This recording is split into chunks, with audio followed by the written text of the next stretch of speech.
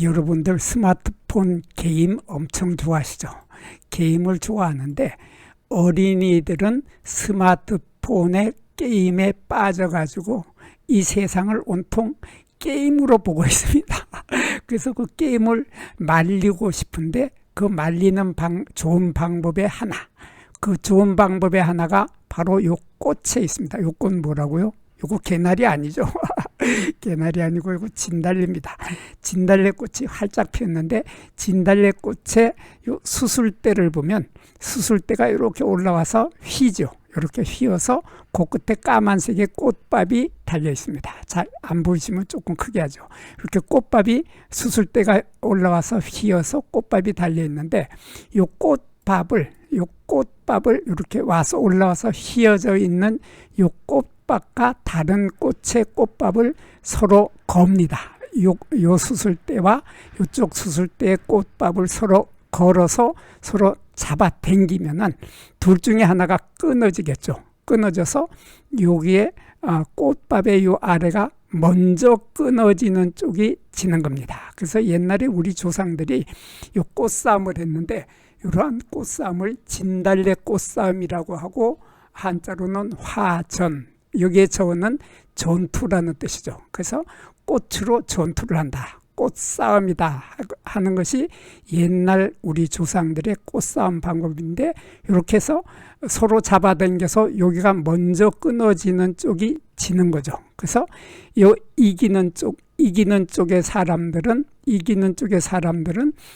우리가 이겼으니까 신난다 하고서 춤을 추게 되고 진 쪽에서는 그 춤에 맞춰서 흥을 돋우기 위해서 노래를 불렀던 게임, 그게 바로 진달래 꽃싸움, 화전이라고 하는 진달래 꽃싸움입니다.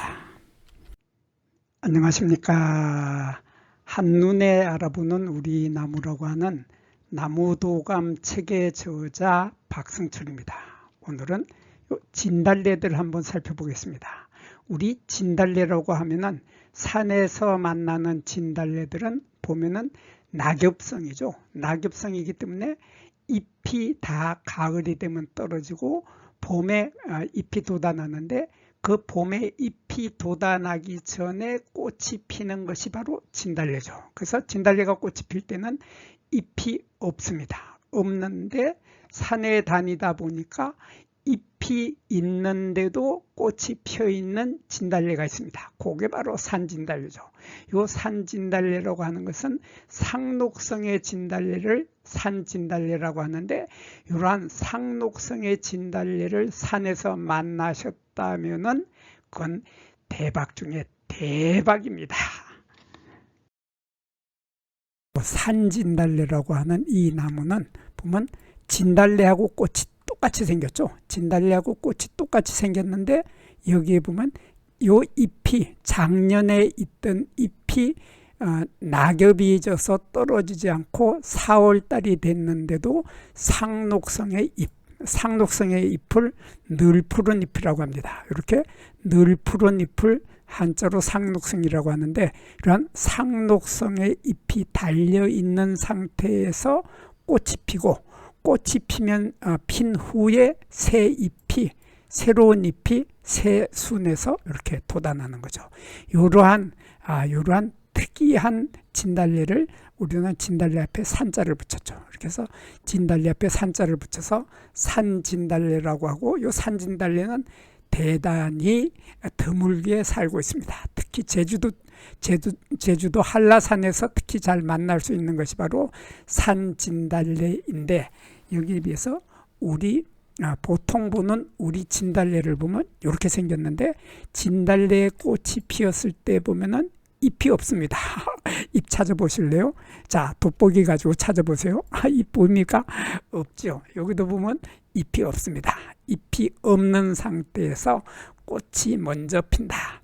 그래서 잎이 없는 상태에서 꽃이 먼저 피는 것이 진달래이고 산진달래는 작년에 있던 잎이 그대로 달려있는 상태에서 상록성의 잎이 달려있는 상태에서 꽃이 핀다 해서 산진달래와 진달래는 한눈에 금방 구별이 됩니다. 한눈에 금방 구별이 되고 꽃을 자세히 보면 이렇게 돼 있죠. 이렇게 돼 있는데 꽃을 보면 요 아랫부분은 통으로 붙어 있습니다. 그러니까 나팔꽃처럼 아래쪽은 붙어 있고 위쪽에는 이렇게 하나, 둘, 셋, 넷, 다섯 갈래로 이렇게 위쪽이 갈라지는데 가장 위쪽에 있는 요 갈라지는 갈래 조각, 꽃뿌리 갈래 조각이라고 하죠.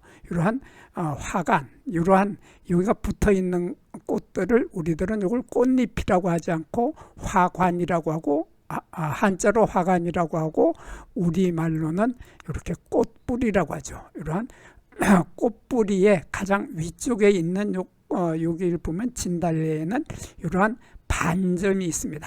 갈색의 반점이 있는데 이 반점이 두견새가 밤새도록 노래를 부르다가 그 토해는 두견새가 토해낸 핏방울이 떨어져서 여기에 남아있다. 그래서 이 진달래를 중국 사람들은 두견화라고 하죠. 두견새의 꽃이다. 그래서 두견화라고 하는 이러한 두견화라고 하는 것이 바로 이 진달래인데 이 진달래 꽃을 보면 아주 재미있습니다. 이렇게 보면 수술대가 이렇게 길고 짧은 수술대가 10개가 있습니다. 수술대를 보면 수술대의 길이가 이렇게 긴 것도 있고 이렇게 짧은 것도 있죠. 길고 짧은 수술대가 10개가 있고 이 수술대의 길이보다가도 훨씬 더 긴 이 붉은색의 암술대가 1개가 있습니다. 여기 암술대가 1개가 있고 수술대는 이렇게 나오다가 꼬부라져서 휘어져 있다. 그래서 이렇게 꼬부라져 휘어져 있기 때문에 우리의 선조들은 이 꼬부라진 수술대를 이용해서 꽃싸움, 진달래 꽃싸움을 했죠. 조금 전에도 제가 설명을 드렸는데 진달래 꽃싸움을 해서 요 꽃밥과 꽃밥을 서로 이쪽 꽃의 꽃밥과 이쪽 꽃의 꽃밥을 서로 걸어서 요 꼬부라진 데를 딱 걸고서 양쪽에서 잡아당겨서 먼저 떨어지는 쪽이 지는 겁니다. 그리고 떨어지지 않은 쪽이 이긴 거죠. 그래서 떨어진 쪽은 떨어져서 슬퍼서 요게 먼저 떨어진 사람들은 노래를 불러야 하는 벌칙을 받게 되고 이긴 쪽에서는 신이 난다고 춤을 춘다. 그러한 싸움을 진달래 꽃싸움이라고 하고 한자로는 화전이라고 했죠. 이러한 화전인데 여기에 보면 요 수술대도 또 재미있는 게 이렇게 10개의 수술대가 길이가 서로 길고 짧은 10개의 수술대가 있었는데 수술대를 자세히 보니까 또 재미있습니다. 수술대를 자세히 보니까 수술대가 여기에서 여기까지 이렇게 수술대가 있는데 수술대의 한 반 정도 요 길이의 요 중간 정도 위쪽에는 털이 전혀 없고 그 아래쪽에는 털이 엄청 많습니다. 하얀 털이 엄청 많다. 그래서 수술대 아래쪽에 털이 있다. 그리고 이 초록색 부분이 바로 미씨가 들어있는 씨방 부분이죠. 이게 미씨가 들어있는 씨방 부분인데 요 씨방 부분에는 비늘 조각이라고 하는 것이 있습니다. 비늘 조각. 한자로는 인편이라고 하는데 이러한 인편, 비늘 조각이 많이 있다고 하는 특징을 가지고 있습니다. 그리고 여기에 요게 암술대인데 이렇게 암술대가 이렇게 올라가는데 암술대에는 털이 전혀 없다 하는 특징을 가지고 있는 것이 진달래인데 거기에 비해서 철쭉을 한번 보겠습니다. 철쭉을 보면 철쭉도 진달래와 마찬가지로 수술대가 10개가 있습니다. 수술대가 10개가 있고 암술은 딱 1개가 있는데 여기에서 우리가 철쭉의 암술대를 보면 철쭉의 암술대에는 여기에 털이 있습니다. 여기 털이 있는데 이 털이 좀 다른 털하고 좀 다르죠. 이런 털하고 다른데 이렇게 털이 이렇게 나와서 끝 부분이 동그랗게 물방울이 맺혀 있는 것처럼 보이는 이러한 털을 우리들은 한자로 선모라고 합니다. 이것을 선모라고 하고 이렇게 털의 끝에 동그란 물방울이 맺혀 있는 이러한 것을 선모라고 하고 한자로는 샘털이라고 합니다. 이러한 샘털을 암술대에 가지고 있으면은 철쭉이고 그러한 털이 없으면은 진달래다. 그래서 진달래는 그러한 털이 없습니다. 그러한 털이 전혀 없이 매끈하다. 그러면 산진달래는 철쭉처럼 털이 있느냐? 아니죠. 산진달래도 진달래의 일종이기 때문에 암술대에 털이 없다 하는 진달래와 요 산진달래의 공통적으로 진달래이기 때문에 털이 없고 수술대에는 털이 반쯤만 있다 하는 것은 산진달래와 진달래가 똑같습니다. 이렇게 산진달래와 진달래는 수술이나 암술이 똑같다 하는 특징을 가지고 있고, 요 꽃이 떨어진 다음에 나중에 여기 초록색으로 있던 밑씨가 들어있던 씨방은 점점 자라서 열매가 될 겁니다. 열매가 되는데 열매의 모습을 보면 이런 모습이 됩니다. 요 밑씨가 들어있던 씨방이 점점 자라서, 조금 전에 제가 밑씨가 들어있던 씨방에 비늘 조각, 인편이 있다고 했는데, 인편을 보면 여기에 보면 이렇게 비늘 조각처럼 생겼는데, 요 인자는 바로 여기에 인편할 때 인자는 생선의 비늘을 뜻합니다. 생선의 비늘의 편은 조각이라는 뜻이죠. 그래서 생선 비늘의 조각이다. 그래서 여기서 생선을 빼버리고 그냥 우리말로는 인편을 비늘 조각이라고 하는데, 이렇게 생선의 비늘 같은 이러한 이러한 조각, 털이라고 해야 되나?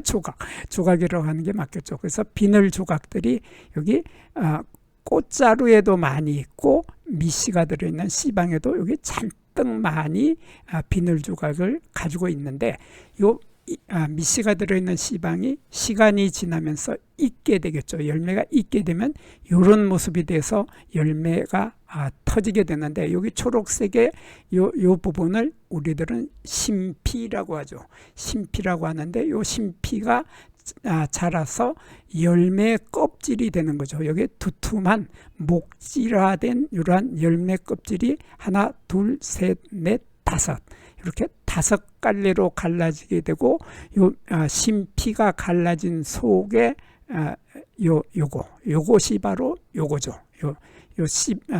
씨방인데, 요 씨방이 열매가 된 겁니다. 열매가 됐는데, 요 열매 끝에 길게 남아 있는 길게 남아 있는 것은 꽃이 피어 있을 때 달려 있던 요 암술대입니다. 요 암술대가, 요게 있던 요 암술대가, 요게 밑씨가 들어있는 씨방에 달려있던 요 암술대가 열매가 다 익어서, 열매가 다 익은 후에까지도 요 밑씨가 여기 암술대가 끝까지 남아있게 되는 이러한 암술대를 우리들은 영구암술대라고 하고, 한자로는 숙존화주라고 합니다. 이러한 숙존화주가 영구암술대가 끝까지 남아있고, 요 열매는 다 익게 되면 요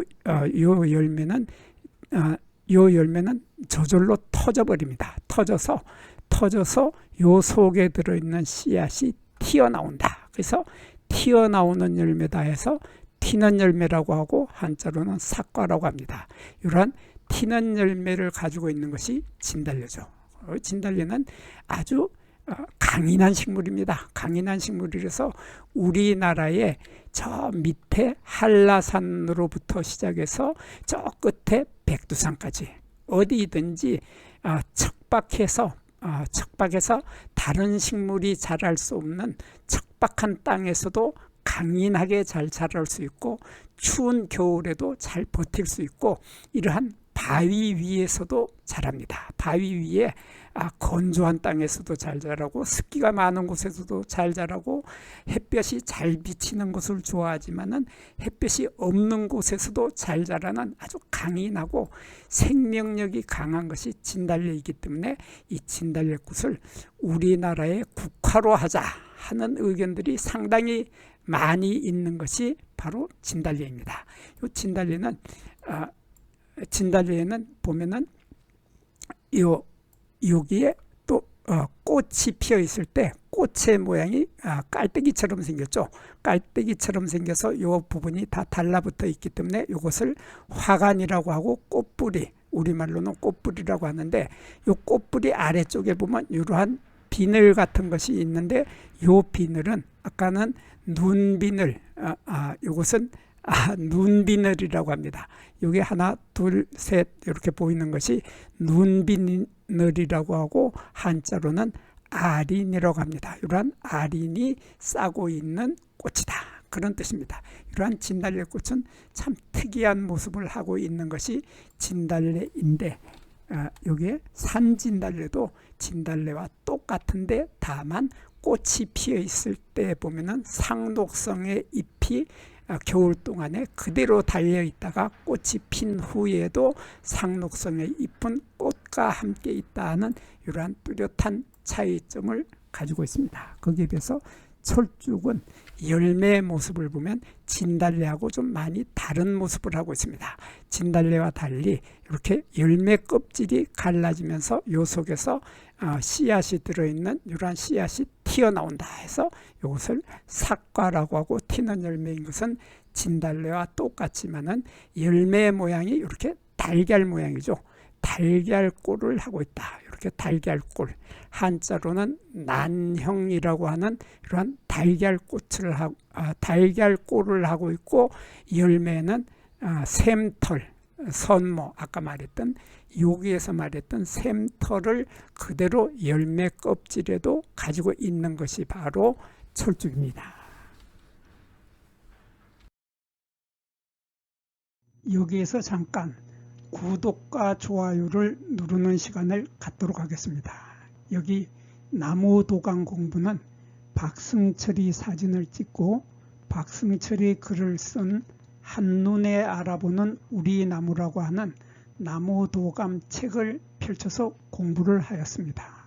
공부를 하고 난 후에 만나게 되는 나무는 바로 내 친한 친구를 만나는 것처럼 반갑고 호기심 넘치고 흥미진진한 기쁨을 가슴 가득 안겨주게 될 것입니다. 오늘의 공부는 여기서 마치도록 하겠습니다. 감사합니다.